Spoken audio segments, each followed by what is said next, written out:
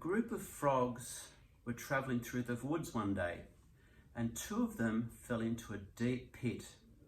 When the other frogs saw how deep the pit was, they told the two frogs that they were as good as dead. The two frogs ignored the comments and tried to jump out of the pit with all their might. The other frogs kept telling them to stop, that they were as good as dead. Finally, one of the frogs took heed of what the other frogs were saying and gave up. He then fell down and died. The other frog, however, continued to jump as hard as he could. Once again, the crowd of frogs yelled at him to stop the pain and just die. They couldn't take it. He jumped even harder and finally made it out. When he got out, the other frog said, "Did you not hear us?" The frog explained to them that he was deaf. I guess lip reading amongst frogs is a real thing. He thought that they were encouraging him the entire time. I guess the moral of the story might be, people's words can have a big effect on others' lives. Think about what you say before it comes out of your mouth. It might just as well be the difference between life and death. But I do think that there's a deeper meaning here. How often are those negative voices coming from you, from your subconscious? How often does that inner voice limit our performance or abilities? How often does it affect our health? Hi, my name is George Pegios and I'm a licensed hypnotist and master NLP practitioner, and I'm here to show how you can change you. Leave mindsets behind as you create new ones. Break through limitations in health, relationships, and performance issues so that you can create a new reality on your terms. You see, how your brain is wired will determine how you react to life's events, both the planned ones and those that come right out of nowhere. And as I'll show, a lot of these ways of thinking, or what I call patterns, are set within each and every one of us as we're still children and become our default operating system forever unless we do something about it.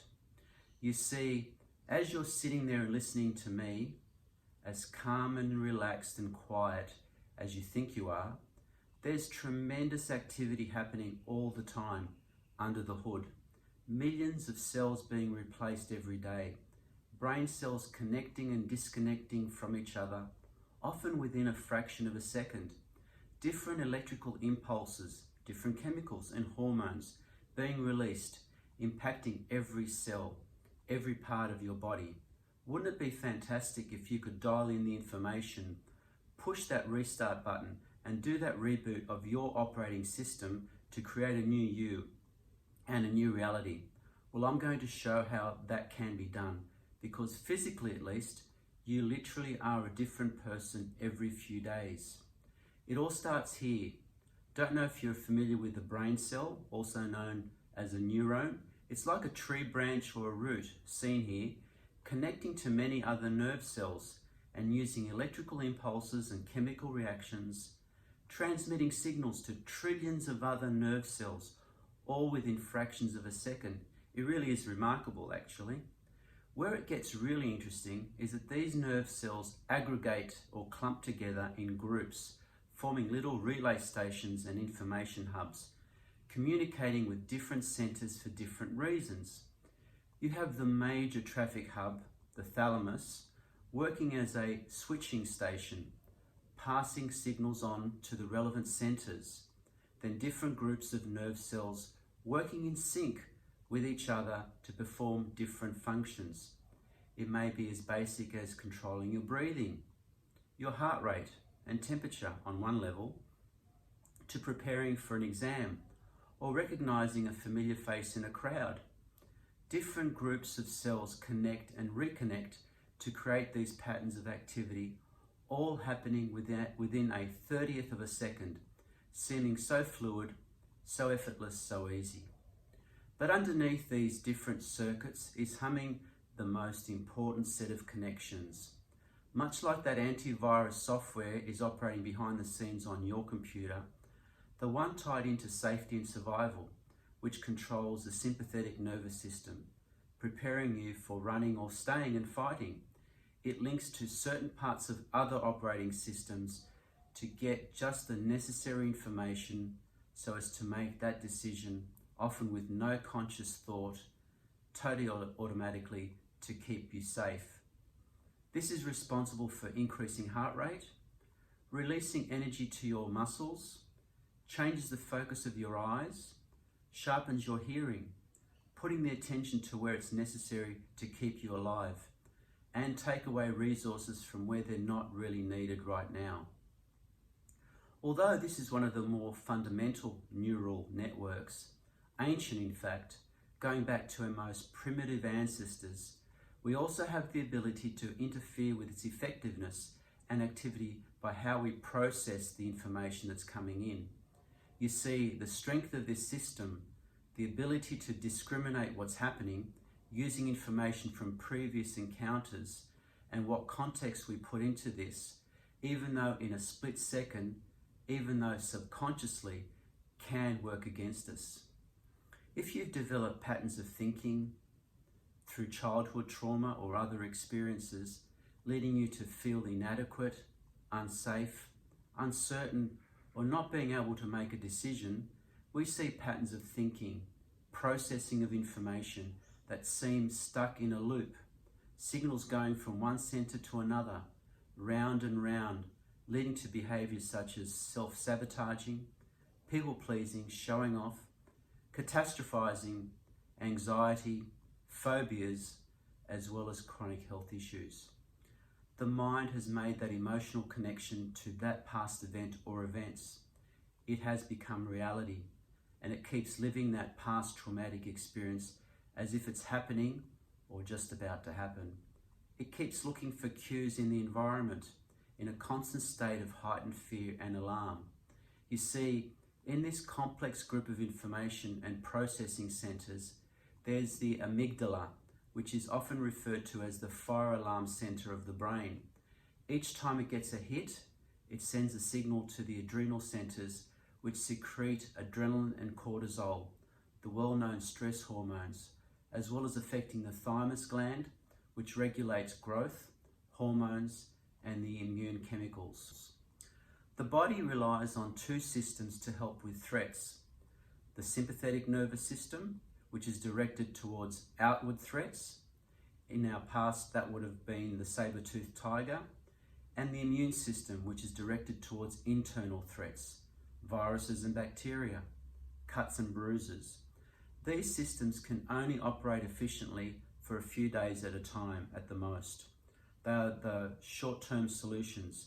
There's not enough energy to sustain these, and the body's health, well-being and growth suffers if they go on too long. When this happens, we see problems like depression, like anxiety, poor healing, chronic pain, not being able to get out of situations, being stuck. I've spent a lot of time studying what makes some people break free and overturn those patterns. I mean, it's not that easy. More than 95% of our reality is driven by our subconscious, basically on autopilot, and watching speakers like Anthony Robbins, reading all those books on self-development, as true and wise and as entertaining as they are, they don't make lasting change, because at that level, they tap into willpower. And as strong as willpower is, it needs a lot of energy going against this subconscious. And it usually runs out of steam, gives up, because what is happening on that conscious level isn't matching what the subconscious believes is reality. And this is where the power of hypnosis can help and make a significant difference, because wouldn't it be wonderful if we could change that pattern of thinking, create new wiring of those nerve cells in the brain? Well, the science of neuroplasticity and the art of hypnosis combined can do just that. I showed earlier that the brain, when it's doing all that processing, does so by electrical activity. And depending on what is happening, specific brain waves are being generated. This diagram shows the 5 main brainwave patterns from gamma down to delta. from really busy thinking to deep sleep. As it happens, the theta brainwave activity is where hypnosis can happen. It's a natural state that we all go through during every day, but a mind state that we can tap into with hypnosis to change some of that programming. Hypnotic induction is the art of tuning into the right frequency, much like getting the right station on your radio. And much like a software update, put in the right code to slow down that incessant loop of thinking. Allow your mind to get into the zone, that place of infinite wisdom, and create new pathways to help you break free. As new cells are being formed to replace those old tired ones, help them create new possibilities.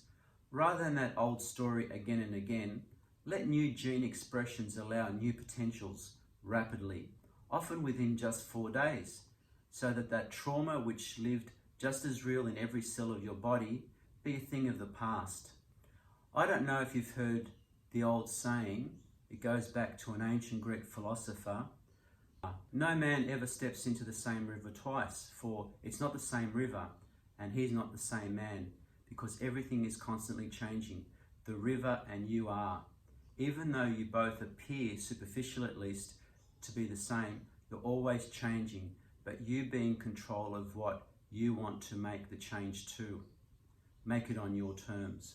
So, if you or anyone you know would like some help with breaking free from past thought patterns, whether that may be for health, for wealth, or just plain happiness, don't hesitate to contact me through my website, helpmypain.com.au, or through Facebook, Help My Pain. Thank you for watching, and as I say, hypnosis isn't magic, but there sure is something magical about it. Thank you.